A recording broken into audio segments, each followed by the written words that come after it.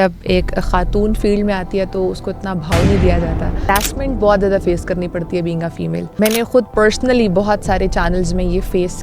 Social media پر مسالہ بکتا ہے جو اس طرح سے الیکٹرانک میڈیا پر نہیں بکتا. ٹیکل کس طرح سے کیا ان سب چیزوں کو, اوور کم کس طرح سے کیا؟ کیونکہ سم ٹائمز ایسے بھی ہوتا ہے کہ آپ کو چیز پکڑاتے ہوئے اس طرح سے ٹچ کریں گے, پھر او مائی گاڈ اب میں کیسے ہینڈل کروں اس چیز کو. اس کی وجہ کیا ہے؟ کیوں ہمارے معاشرے میں یہ چیزیں بڑھتی جا رہی ہیں؟ خواتین کو آپ جائیں گے علاقوں میں they don't even know their basic rights. لیکن میرے خیال سے میڈیا کے ساتھ اس میں ہمارے اداروں کا بھی رول ہے کہ if somebody is doing a bad touch آپ نے گھر آ کر بتانا ہے. کہیں اس جو ہیڈ لگانا ہے اس مدرسے کا, اس کی بھی میرے خیال سے پوری ویریفیکیشن ہونی چاہیے. کراچی پورٹ پہ فائر لگ گئی, set fire to Karachi port, تباہ ہو گیا پورے کا پورا. بھائی سچ کی آواز بلند کرنے پر ہم پہ ہوگا. Actually they were spreading fake news. Indian air chief جاگ گیا اور کہہ رہے نہیں 6 جہاز تو ہم نے ان کے گرائے تھے. آپ کے ہاتھ میں فون ہے نا تو آپ بس براڈ کاسٹ جرنلسٹ بن گئے ہو.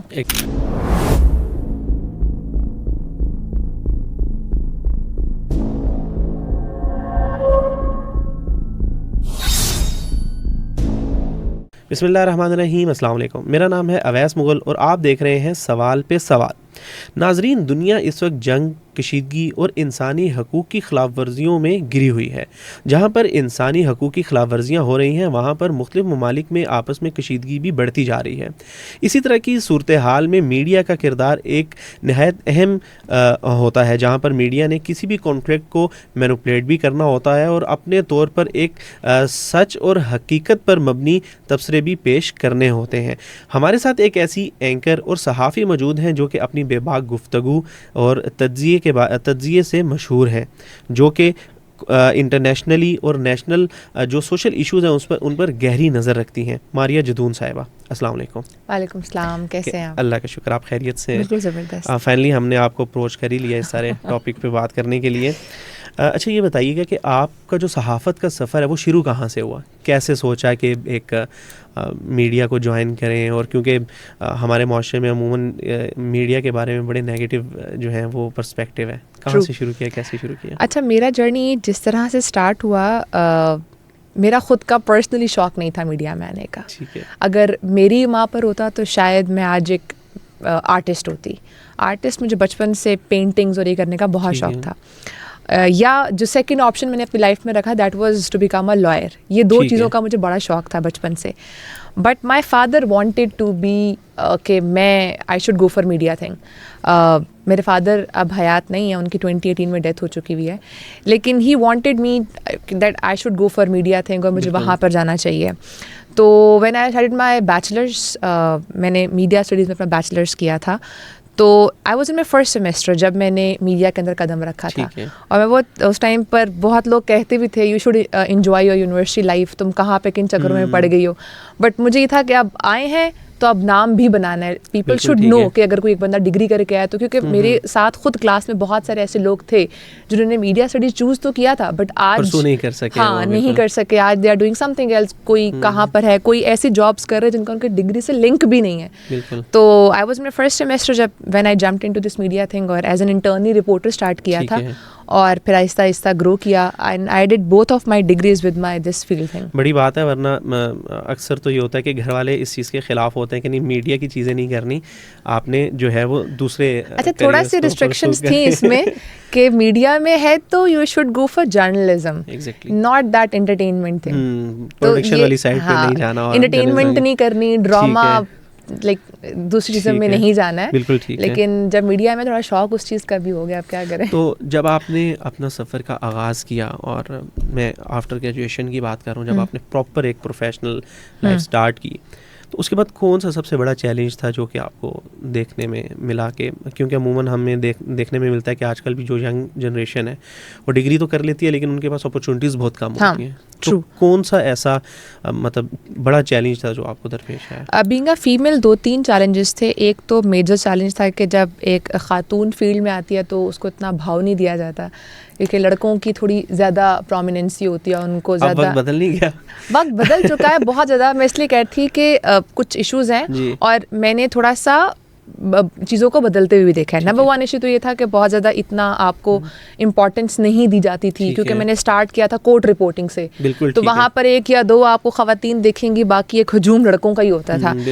تو ایک تو یہ چیلنج تھا. سیکنڈ چیلنج یہ تھا کہ ہراسمنٹ بہت زیادہ فیس کرنی پڑتی ہے بینگ اے فیمیل. بالکل آپ کو, مطلب میں نے خود پرسنلی بہت سارے چینلز میں یہ فیس کی ہے. اینڈ ہراسمنٹ اگر کہ میں بات کروں تو it's not just that physical harassment یا sexual harassment, different kind of ہراسمنٹس, work pressure and all that, different طرح کی ہراسمنٹ, ڈفرنٹ طرح کی, ہاں ایسا ہی ہے. تو ڈفرنٹ طرح کی ہراسمنٹس فیس کی ہیں. اینڈ تھرڈ جو اگر آپ نے کہا چیلنج, وہ چیلنج میں یہ سمجھتی ہوں کہ جب ہم لوگ آئے تو ہمارا میجرلی فوکس تھا آن الیکٹرانک میڈیا, کہ یہاں پر جانا یہاں. تو میں نے وہ نا ایک شفٹ دیکھا ہے الیکٹرانک میڈیا شفٹ ہوتے ہوئے سوشل میڈیا پر کس طرح چیزوں نے ٹلٹ کیا, اینڈ کس طرح سے اب چیزیں سوشل میڈیا کے تھرو چل رہی ہیں. تو یہ بھی ایک چیلنج تھا, بیکاز انیشلی ورک جو کیا وہ الیکٹرانک میڈیا پر کیا, دین ڈائنامکس بدلے, چیزیں بدلیں, تو اپنے آپ کو سوشل میڈیا کے اکارڈنگلی مولڈ کرنا was an other challenge for me, اگر میں اپنی پرسنلی بات کروں, بیکاز اس پہ اپنی تھیم بنانا, سوشل میڈیا پر مسالہ بکتا ہے جو اس طرح سے الیکٹرانک میڈیا پر نہیں بکتا. تو یہ 2-4 چیزیں تھیں جو میں نے فیس کی ہیں, بٹ الحمدللہ اب بالکل اسی طرح یہ چیزیں جو ہیں وہ آپ کہیں پہ بھی چلے جاتے ہیں, میڈیا کے علاوہ بھی خاص کر خواتین کو اس چیز کا سامنا کرنا پڑتا ہے. ایسے it's not just media, I think سب جگہ پر ہو رہا ہوتا ہے. ٹیکل کس طرح سے کیا ان سب چیزوں کو, اوور کم کس طرح سے کیا, کیونکہ جو خواتین ہوتی ہیں جو نئی اس میڈیا میں قدم رکھتی ہیں وہ تو ٹرامیٹائز ہو جاتی ہیں کہ نہیں اب تو بالکل نہیں کرنا, چھوڑ دیں کریئر. اور میں نے خود چھوڑتے ہوئے دیکھا ہے خواتین کو, میں نے بہت لڑکیوں کو صرف مطلب دے ور ویری گڈ, بٹ صرف اس چیز پر گیو اپ کرتے ہوئے دیکھا ہے کہ وہ دے were not able to manage that whole situation. کیسے مینیج کریں, قابلیت ان میں بہت ہوتی ہے لیکن وہ اس چیز کی وجہ سے انوائرمنٹ کی وجہ سے بھاگ جاتی ہیں. اور میں بھی بھاگی ہوں بیچ میں, جب میں نے نیا اپنا جرنی اسٹارٹ کیا تھا اور میری پہلی انٹرنشپ تھی, وہ جو ایک ماحول تھا, انوائرمنٹ تھا, وہ دیکھ کر پہلے میں بھاگی ہوں. And then one of my teacher جو مجھے یونیورسٹی میں پڑھاتے تھے, ان کو شاید ابھی یاد بھی نہ ہو, بٹ مجھے ان کی پوری کانورسیشن یاد ہے کہ انہوں نے مجھے کس طرح سے ایک بیک اپ کیا تھا کہ نہیں یو شوڈ گو بیک. تو میں ان کے کہنے پر دوبارہ واپس آئی, اور تگڑی ہو کر تھوڑی سی واپس آئی, کیونکہ انیشلی میں خود بہت ڈر گئی تھی, میں چھوڑ آئی تھی فیلڈ. میں لائک مینیج کیسے کروں گی, میں تو کسی کو الاؤ نہیں کر سکتی کہ مجھے گندی نظر سے دیکھے یا کوئی غلط طریقے سے, سم ٹائمز ایسے بھی ہوتا ہے کہ آپ کو چیز پکڑاتے ہوئے اس طرح سے ٹچ کریں گے, پھر او مائی گاڈ اب میں کیسے ہینڈل کروں اس چیز کو.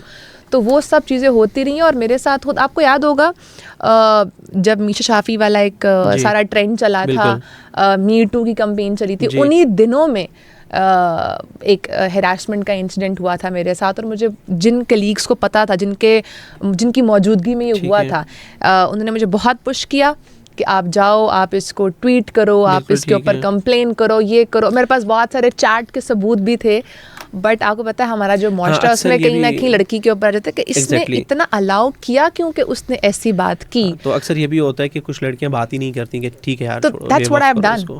لیکن مجھے اب ریگریٹ بھی ہوتا ہے کہ میں نے کیوں نہیں کرنی چاہیے تھی بات. اب شاید اگر میرے ساتھ کوئی چیز ہو تو میں definitely I am gonna talk on دس, لیکن اس ٹائم پر میں بھی کہیں نہ کہیں گھبرا گئی تھی. Was university student as well, میں کہا یار چھوڑو, مس کراؤ, بس آگے چلتے ہیں. بالکل ٹھیک ہے. تو اس طرح کے واقعات تو ہوتے رہتے ہیں, جو نئی جنریشن جب گریجویٹ ہو کے یا اپنی اسٹڈی کمپلیٹ کر کے اس میڈیا کو جوائن کرتی ہے تو اس طرح کے واقعات کا سامنا کرنا پڑتا ہے. اس کی وجہ کیا ہے, کیوں ہمارے معاشرے میں یہ چیزیں بڑھتی جا رہی ہیں؟ اگر میں انکلیوڈ کروں تو چائلڈ ابیوز ہے, چائلڈ جو ہے وہ بچوں کے ساتھ زیادتی ہے, یہ بڑھتے جا رہے ہیں کیسز. آئی تھنک ہمارے کلچرل نارمس کچھ اس طرح کے ہو چکے ہیں. ایک تو بیسک ایجوکیشن نہیں دی جاتی ہے لوگوں کو, دیٹس واٹ آئی تھنک. ٹھیک ہے, اس کے علاوہ اگر ہم بات کریں, ہمارے کچھ روایات اس طرح کی بن چکی ہیں. اگر آپ بلوچستان یا کے پی کے علاقوں میں جاؤ, آئی تھنک دس جس طرح پر چائلڈ ابیوز کی بات کی, دس از some thing very normal their. تو ہمیں ابھی ریسنٹلی جو واقعہ ہوا آنر کلنگ, بالکل وہ ان کے لیے تو بالکل نارمل ہے کہ, اور مجھے تو سمجھ نہیں آ رہی شاید رپورٹ ہونا زیادہ ہو چکے ہیں یا انسیڈنٹ زیادہ ہو چکے ہیں, یا پہلے بھی ہو رہے تھے. اب سوشل میڈیا کی وجہ سے چیزیں میرے خیال سے رپورٹ ہونا زیادہ ہو گیا, جس کی وجہ سے high light because daily basis پہ آپ کو کوئی نہ کوئی کسی اسٹوری, کوئی نہ کوئی کسی نیوز مل رہی ہوتی ہے جس میں آپ کو پتہ چلے آج چائلڈ ابیوز ہو گیا, آج کسی عورت کو قتل کر دیا, کسی کو آنر کلنگ ہو گئی. تو میرے خیال سے ایک میڈیا کو یہاں پر میجر رول پلے کرنا چاہیے. Obviously on a government level بھی ہمیں میجر رول پلے کرنا چاہیے کہ یہاں پر پراپرلی ہمیں ایجوکیشن پرووائڈ کرنی چاہیے. خواتین کو آپ جائیں گے علاقوں میں, they don't even know their basic rights ان کو یہ نہیں پتا کہ میرا بیسک رائٹ کیا ہے یا مجھے کس چیز کے لیے اسٹینڈ لینا ہے. کیوں؟ بیسک ایجوکیشن نہیں ہے. وہ کبھی انہوں نے اسکول کی شاید شکل بھی نہیں دیکھی ہوگی, اور یہ کہا بھی جاتا ہے کہ لڑکی پڑھ کے کیا کرے گی. تو میرے خیال سے یہاں پر ہمیں گھروں کے اندر مردوں کو بھی ایجوکیشن دینے کی بہت زیادہ ضرورت ہے. اس میں میڈیا کا بھی بہت اہم رول ہے. ہمیں ایسی اب تو سوشل میڈیا آئی تھنک ہر گھر میں ہے اسی طرح. اب ٹک ٹاک, فیس بک, یہاں پر گورنمنٹ لیول پر چاہیے یا کچھ چینلس کو چاہیے کہ اس طرح کے ویڈیوز ایسی اویئرنیس کریٹ کی جانی چاہیے ہے. اچھا میرے خیال سے شاید اگر لوگ اسکول نہ بھی جائیں, بد مدرسے میں تو ہر کوئی جاتا ہے, تو وہاں پر یہ ایجوکیشن کی اور یہ گورنمنٹ لیول پر اس طرح سے چیزیں ہونی چاہیے کہ پراپر وہاں کا نصاب ہونا چاہیے کہ وہاں پر وہ ایجوکیشن دی جانی چاہیے. So people should get to know کہ یار کیا چیز غلط ہے, کیا چیز ٹھیک نہیں ہے. اچھا میرے مطابق نا ایجوکیشن دینے کے ساتھ ساتھ اور اویئرنیس دینے کے ساتھ ساتھ جو قوانین بنے ہوئے ہیں نا اس پر کہ اگر اس طرح اس پہ امپلیمنٹیشن بہت ضروری ہے. ایک بڑی مشہور لائن آپ نے شاید سنی ہوگی, some how I don't agree with this, لیکن کہتے ہیں نا کہ accused is the favourite child of law. تو کہیں نہ کہیں جو ایکیوزڈ ہوتا ہے, جو کوئی نہ کوئی غلط حرکت یا جرم کر کے آیا ہوتا ہے, اسی کو بہت زیادہ کہیں نہ کہیں ٹیک مل رہی ہوتی ہے ہمارے قانون میں, اسی طرح جسٹ بیکاز کے بینیفٹ آف ڈاؤٹ کی وجہ سے کہ نہیں یار وہ ایک چھوٹا سا چیز جو تھی نا ایسی نکل آئی کہ ہم اس پہ سزا نہیں دے سکتے اس کو. تو آئی تھنک قوانین کو جہاں پر میرے خیال سے قانون موجود ہے اس کی امپلیمنٹیشن میں کہیں نہ کہیں ہمیں رول پلے کرنا پڑے گا.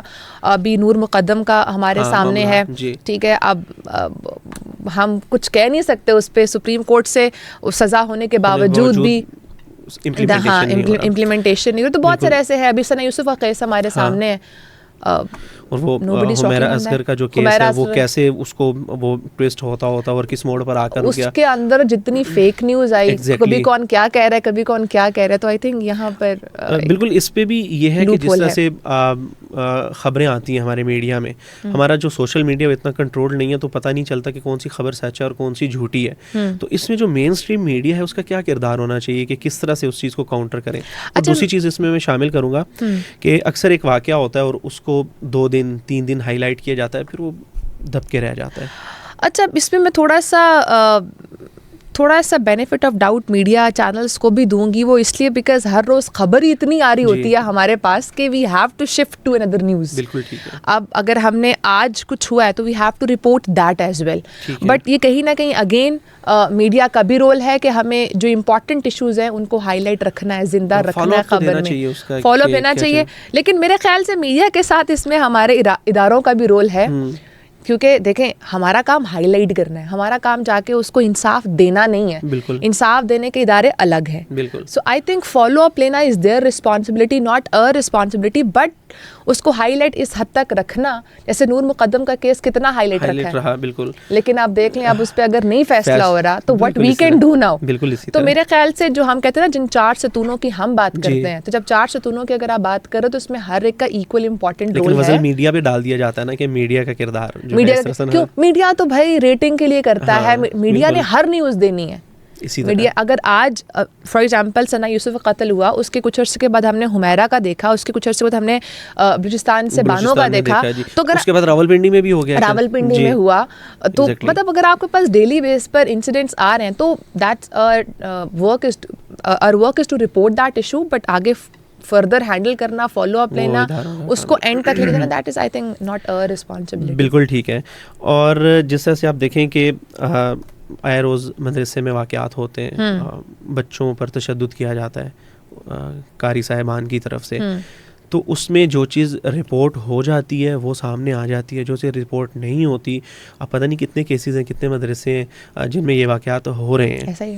تو آپ کو نہیں لگتا کہ میڈیا کو اسپیشل کمپینز رن کرنی چاہیے اس کے خلاف, رادر دین کہ ایک ڈیلی روٹین میں خبریں آ رہی ہوتی ہیں, اس کو چلا دیا آپ نے, رن ڈاؤن میں لگا دیا, وہ چل گئی, لیکن ایک اسپیشل کمپینز ہونی چاہیے, جس سے آپ نے پہلے ذکر کیا کہ ایجوکیشن ضروری ہے, تو کمپینز کے تھرو آپ ایجوکیٹ بھی کریں. میرے خیال سے یہاں اس کیس میں نا اگر مدرسوں میں بچوں کے ساتھ اگر ہوتا ہے تو اس پوائنٹ پر میرے خیال سے چھوٹے بچوں کو بھی گڈ ٹچ اور بیڈ ٹچ کی انفارمیشن والدین کو بھی اس چیز دینی چاہیے ہے, کیونکہ جب تک ہم بچوں کو اس چیز کا, کیونکہ بہت میرے خود بہت سارے ایسے دوست ہیں, مطلب ابھی تو وہ بڑے ہو چکے ہیں, بٹ وہ کہتے ہیں کہ بچپن میں we had to face these things, ٹھیک ہے.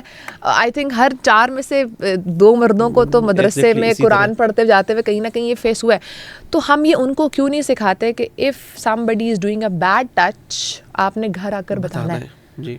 لیکن ہم نے اتنا ایک جو پیرنٹس اور جو بچوں کے درمیان کا ریلیشن شپ ہے, گیپ ہے بہت زیادہ, جس کی ابھی تھوڑے ٹرینڈس چینج ہو رہے ہیں. اب جو پیرنٹس بن رہے ہیں وہ تھوڑے ڈفرینٹ ٹائپ کے ہیں. انہوں نے اپنے بچوں کو تھوڑا سا ایک وہ دیا ہے کہ یار آپ نے آ کے ڈسکس کرنا ہے, آپ نے آ کے چیزوں کو شیئر کرنا ہے ہمارے ساتھ. لیکن پہلے زمانے میں جو پیرنٹنگ تھی نا وہ یہ تھی کہ یار بڑوں سے اس طرح سے بات نہیں کرنی, تو وہ کہیں نہ کہیں بچے بھی ڈر جاتے. تو آئی تھنک یہاں پر جو ایک بچوں کی لیول تک ایجوکیشن ہے, that's also very important. Secondly again میرے خیال سے یہ جو آپ نے کمپینس کی بات کی ہے یہ چلانا ضروری ہے. اور مجھے لگتا ہے جو مدرسے کے ہیڈ ہوتے ہیں بالکل وہ بھی میرے خیال سے گورنمنٹ کی ذمہ داری ہونی چاہیے اس علاقے کی, جو بھی صوبائی کے بعد وہ اس کو آنا چاہیے کہ جو پتہ چلے کہ ان کا ریکارڈ کیا ہے, ان کا ریکارڈ کیا ہے, وہ کس طرح کے ہیں. وہاں کے بچوں سے پوچھنا چاہیے کہ یار کس طرح کا اس کی مطلب کریکٹر کیا ہے. ہم نے جب رشتہ کرنا ہوتا ہے تو ہم بڑی چھان بین کرتے ہیں, نیبر سے بھی پوچھتے ہیں, اس کے آفس بھی پہنچ جاتے ہیں. تو آئی تھنک اگر آپ نے کہیں اس جو ہیڈ لگانا ہے اس مدرسے کا, اس کی بھی میرے خیال سے پوری ایک ویریفیکیشن ہونی چاہیے, جس سے آئی تھنک کہیں نہ کہیں یہ چیز روکی جا سکتی. کم ہوگا اس سے اگر ہم اس طرح کے obviously اگر صحیح کریکٹر کا بندہ بیٹھا ہوگا تو آئی تھنک بالکل تھوڑی چیزیں بہتر ہو سکتی ہیں. بٹ باقی obviously وہی بات ہے, اب ہر گھر میں آلموسٹ فون ہے, تو I think people should report these والدین کو خود بھی جو ہے وہ تھوڑا سا میں کہوں گا کہ ہوش کے ناخن لینے چاہیے, اور اگر اس طرح کے واقعات ہو رہے ہیں تو ان کی کنٹریبیوشن بھی تھوڑا سا ہماری جو پولیس ہے just because they are not playing their role, جس کی وجہ سے اگر کوئی انسیڈنٹ رپورٹ ہو بھی جائے تو وہ اثر و رسوخ استعمال ہو کر پیسہ دے کر جس طرح سے چیزیں ہو جاتی ہیں, چیز دب جاتی ہے, وہ چیز بھی دب جاتی ہے. تو آئی تھنک بالکل ٹھیک ہے, اس سینسٹیو ایشوز کے اوپر پولیس کو تھوڑا سا مطلب یہ میڈیا کے ساتھ ساتھ جو ہے وہ باقی جو ادارے ہیں قانون نافذ کرنے والے, کورٹس ہیں, پولیس ہے, اور جو دیگر ادارے ہیں, ان کو بھی ساتھ اگر وہ اپنا کردار ادا کرتے رہیں گے تو پھر میڈیا کا کردار جو ہے وہ بھی اسموتھلی چلتا رہے گا. بالکل. اچھا, اگر ہم پاکستان اور بھارت کے تنازع پر کچھ بات کریں میڈیا کے ریلیٹڈ, کہ اگر آپ نے دیکھا کہ جو مئی میں ہوا 6 مئی سے لے کر 10-11 مئی تک انڈیا کے جو آپریشن سندور ابھی تک بند نہیں ہوا, تو انڈیا کا جو میڈیا ہے اس نے تو لاہور پورٹ بنا دیا, عاصم منیر جو فیلڈ مارشل ہیں ان کو گرفتار کر لیا, اسلام آباد پر قبضہ کر لیا.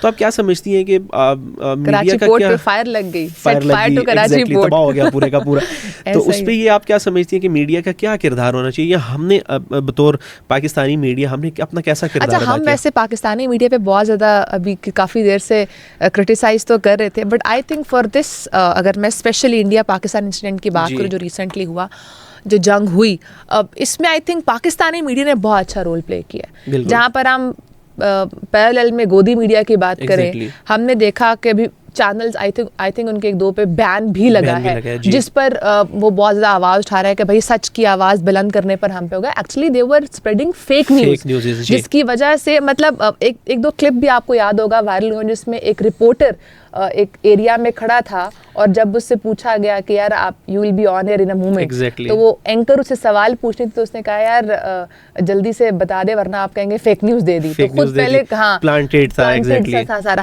سو خیر بتانے کا پرپس آئی تھنک پاکستان کے میڈیا کا role in this Pakistan India conflict was very good, جس پہ ہمیں شاباشی بھی ملی ہے فیلڈ مارشل کی طرف سے. لیکن یہ ہے کہ آئی تھنک انڈین میڈیا کو اپنا رول بہتر کرنا ہوگا, because Indian media is spreading lot of fake news, اور اس پہ جس طرح سے ان کا رول ہے اس کی وجہ سے خیر وہ دنیا نے دیکھا بھی ہے, اور وہ جس طرح سے ٹلٹ ابھی شفٹ ہوا ہے ہم نے دیکھا ہے, الائنس بدلے ہیں, کس طرح سے ڈیئر فرینڈ تھا مودی کا ڈونلڈ ٹرمپ, اور ہم نے اس طرح سے بھی جو بدلتے ہوئے ہاں, تو ہم نے جو پورا شفٹ دیکھا. آئی تھنک یہ صرف ایک پولیٹیکل شفٹ نہیں تھا, اس کے علاوہ I can see it as کہ اس کی وجہ سے جو اکنامک شفٹ آیا ہے دیٹس آلسو ویری امپورٹنٹ. اس کی وجہ سے جو دنیا کے سامنے پاکستان کا جو امیج گیا, جو ہم ہمیشہ دیکھتے تھے کہ ٹیررسٹ کنٹری ہے, یہاں پر ٹیررزم بہت زیادہ ہوتا ہے, وہ چیزوں کا آئی تھنک کہیں نہ کہیں چیزیں ہٹی ہیں. اور جو پاکستان کا اسپیشلی ایشو تھا ریگارڈنگ کشمیر ایشو,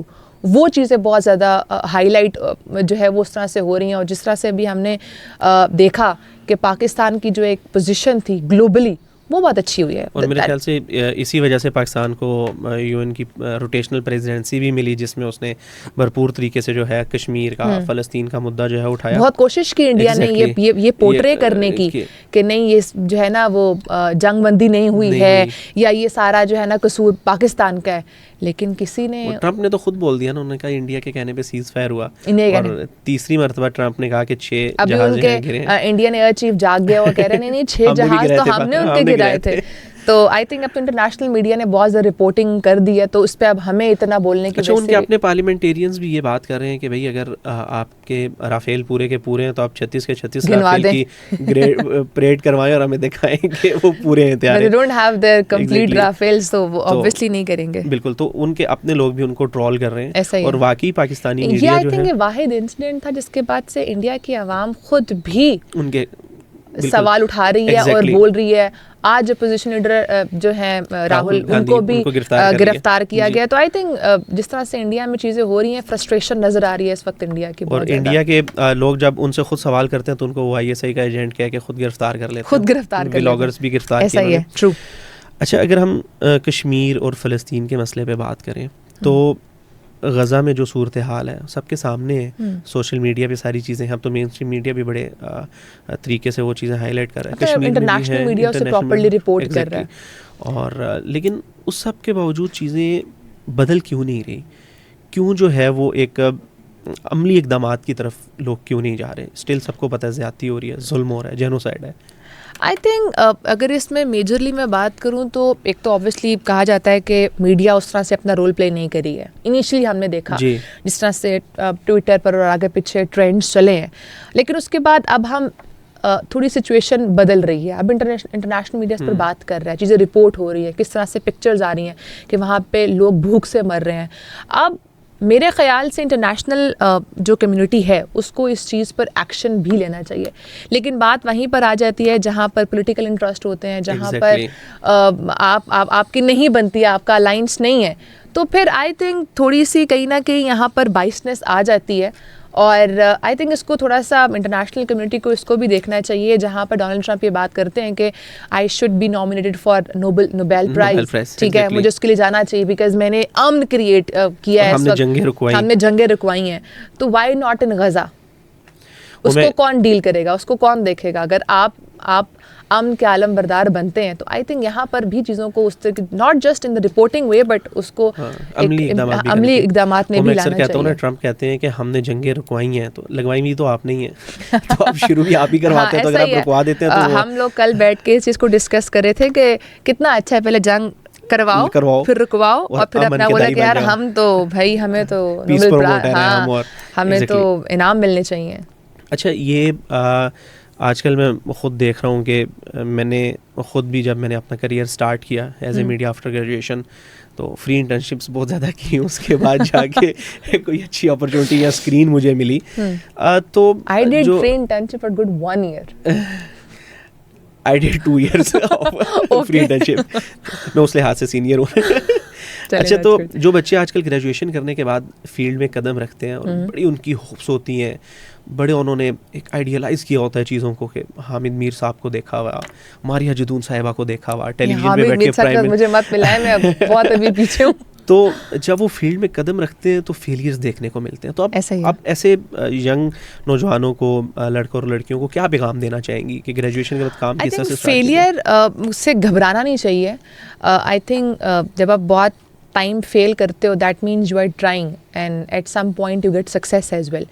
لیکن اگر میں اسپیشلی میڈیا کی بات کروں تو اب ڈائنامکس بدل چکے ہیں. تو میرے خیال سے جو بھی ینگ لوگ آ رہے ہیں, I think they should make their social media platforms, جہاں پر وہ بہت اچھے سے آگے چیزوں کو لے کے جا بھی سکتے ہیں, اچھی ارننگ بھی یہاں سے کر سکتے ہیں. ٹھیک ہے, I think social media platform جتنے بھی ہیں آپ مانیٹائز کریں, ویسے بھی ضروری ہے نا, بیکاز اگر ہم فیلڈ میں آ رہے ہیں تو ہم نے صرف رپورٹنگ نہیں کرنی ہے, ہمیں اپنے آپ کو فائنینشلی بھی اسٹیبل کرنا ہے. بٹ میرا ایک مشورہ ہے آنے والے لوگوں کو کہ اگر آپ میڈیا میں ہو یا میڈیا آپ کا پیشن ہے تو آپ اس کو صرف as a passion he perceive کر سکتے ہو. آپ کو اپنے ساتھ اپنا ایک پرماننٹ سورس آف انکم رکھنا جنریٹ کرنا پڑے گا, از ویری امپورٹنٹ. آپ صرف, میں کسی کو یہ نہیں کہوں گی نہیں آ جاؤ میڈیا میں بھائی بہت پیسہ ہے, ہوگا ہے, but I think that's not a stable income. آپ کو اپنے ساتھ ایک اور سورس آف انکم رکھنا ہے. اور میرے خیال سے وہ جو میڈیا میں پیسہ تھا وہ آج سے 10 سال 12 سال پہلے تک تھا. اب چیزیں چینج ہونا شروع ہو گئی. اب آپ سوشل میڈیا, آپ کے ہاتھ میں فون ہے نا, تو آپ بس براڈ کاسٹ جرنلسٹ بن گئے ہو. ایگزیکٹلی. ٹھیک ہے, اب اس میں بہت ساری بیسک چیزوں کو کرائٹیریا ہے نہیں, لیکن اس میں آپ کو بیسک چیزوں کو میرے خیال سے آپ کو پتہ ہونا چاہیے. آپ کو یلو جرنلزم نہیں کرنی ہے, یہ آپ کو پتہ ہونا چاہیے. ٹھیک ہے, اگر آپ کے پاس کوئی بھی انفارمیشن آ رہی ہے آپ نے اسے کراس چیک کرنا ہے. بہت سے لوگوں کو کراس چیک کے کانسیپٹ کا آئیڈیا ہی نہیں ہے. ٹھیک ہے, آپ کو بائس رپورٹنگ نہیں کرنی ہے. بائس رپورٹنگ سے میری مراد یہ ہے, فار ایگزامپل اگر میرے پاس کوئی ایک انسیڈنٹ آیا ہے اور مجھے اویس نے رپورٹ کیا ہے کہ یار دس ہیپن ٹو می, ٹھیک ہے, اب جس پارٹی نے کیا اس کا مجھے موقف لینا لازمی ہے, تب میری نیوز کمپلیٹ ہوگی. میری نیوز تب کمپلیٹ نہیں ہے کہ اگر اویس نے مجھے ایک انسیڈنٹ بتایا اور میں نے جا کے ٹک ٹک ٹک رپورٹ کر دیا. It's a one sided story. لیکن آج کل میں نے دیکھا ہے, آج کل بہت بہت بڑے جرنلسٹ اس طرح سے کر رہے ہوتے ہیں کہ آپ نے مجھے اسٹوری دی, میں نے آپ کی اسٹوری منوان چھاپ دی, اور مجھے بعد میں پتہ چلا اوہ ادر پارٹی کا تو اسٹانس سے کچھ اور تھا, اصل میں کہانی کچھ اور تھی. And then they had to do that apology post, اور پھر اوہ غلط ہو گیا. آج تھوڑی سی کنٹروورشل بات ہو جائے گی آئی تھنک. ابھی جو مسجد رات کو جو گرائی گئی جس کے اوپر ابھی, اب اس میں ڈفرینٹ نیریٹیوز ہیں. گورنمنٹ کہتی ہے گرین بیلٹ پر بنائی گئی ہے, بالکل. ملا کہتے ہیں جہاں پر آپ نے شراب کو حلال کر دیا اگر, تو پھر آپ مسجد کو بھی لیگلائز کر دو. بالکل. ٹھیک ہے, تو اب یہاں پر ڈفرینٹ آئی تھنک آ جاتی ہیں چیزیں. آپ کو بائس رپورٹنگ نہیں کرنی چاہیے, you should know all aspect of the story. تو اس کے بعد تو میرے خیال سے میرا جو ایک مشورہ ہوگا یہی ہوگا کہ اپنا سورس آف انکم اچھے سے ڈیفائن کر کے then you should take media as your passion. ٹھیک ہے, انجوائے کریں, اور ساتھ ساتھ یہ ہے کہ جو ایک بیسک جرنلزم کے پیرامیٹرز ہیں ان کو ضرور فالو کریں. وہ چیز آئی تھنک مس ہے. تھم نیل کچھ اور ہوتا ہے, اندر اسٹوری کچھ اور ہوتی ہے. تو I think we need to see that as well. چلیں, بہت شکریہ ماریا, آپ نے تفصیلاً ہمیں ساری چیزوں سے آگاہ کیا. اور اوبویسلی یہ جو پوڈ کاسٹ ہے یہ خاص کر جو بچے ماریا جدون اور حامد میر بننا چاہ رہے ہیں ان کے لیے بڑے فائدہ مند. یہ اب آپ زیادتی کر رہے ہیں, یا تو میرے ساتھ یا تو حامد میر کے ساتھ, اور ہم تو ان کے آگے بھی کچھ بھی نہیں ہے. اتنی ہماری لیکن لوگ آئیڈیلائز کرتے ہیں. جب ہم گریجویشن کر رہے تھے تو تب بھی ہم لوگوں نے بھی حامد میر اور ان کو کیا تھا آئیڈیلائز, لیکن جب وہ فیلڈ میں قدم رکھتے ہیں تو چیزیں بالکل ٹوٹلی ڈفرینٹ ہوتی ہیں. تو بہت شکریہ آپ کا. ہم آپ کو دوبارہ بھی مدعو کریں گے کسی ڈفرینٹ ٹاپک کے ساتھ. ناظرین, کسی بھی ملک کے لیے میڈیا کا کردار نہایت اہم ہوتا ہے. جیسا کہ media is the fourth pillar of the state, اس کے بعد میڈیا کا کردار ایسا ہونا چاہیے جو کنسٹرکٹیو ہو, جو کہ معاشرے میں ایک تبدیلی لے کر آئے, جو کہ معاشرے میں لوگوں کی فلاح کے لیے کام کرے, نہ کہ ایسا کردار ہو جس سے پروپیگنڈا کو ہوا دی جائے یا کچھ ایسے اقدامات کیے جائیں جس سے کشیدگی بڑھی جا سکے. اس کے علاوہ ماریا نے ہمیں سجیشنز بھی دی کہ جو ینگ لوگ آفٹر گریجویشن یا میڈیا کو جوائن کرنا چاہتے ہیں وہ ایک خاص پیشن کو فالو ضرور کریں, لیکن جو رپورٹنگ اور صحافت کا کرائٹیریا ہے اس پر بھی نظر رکھیں, اس کے مطابق اپنے زندگی کا جو کریئر کا جو آغاز ہے وہ کریں. اور اس کے بعد جو میڈیا ہے وہ اگر ہم انڈیا اور پاکستان کے میڈیا کی بات کریں تو انڈیا اور پاکستان کے کانفلکٹ میں پاکستان کے میڈیا نے بہت سنجیدہ اور اہم کردار ادا کیا, جبکہ گودی میڈیا اس کا کردار تو سب کے سامنے ہے. ہمیں چاہیے کہ ہم میڈیا کے ساتھ ساتھ اپنی جو انفرادی ذمہ داریاں ہیں ان کو بھی جانیں اور ان کو بھی اچھے طریقے سے نبھائیں. اگلی پوڈ کاسٹ تک کے لیے مجھے دیجیے اجازت. اللہ حافظ.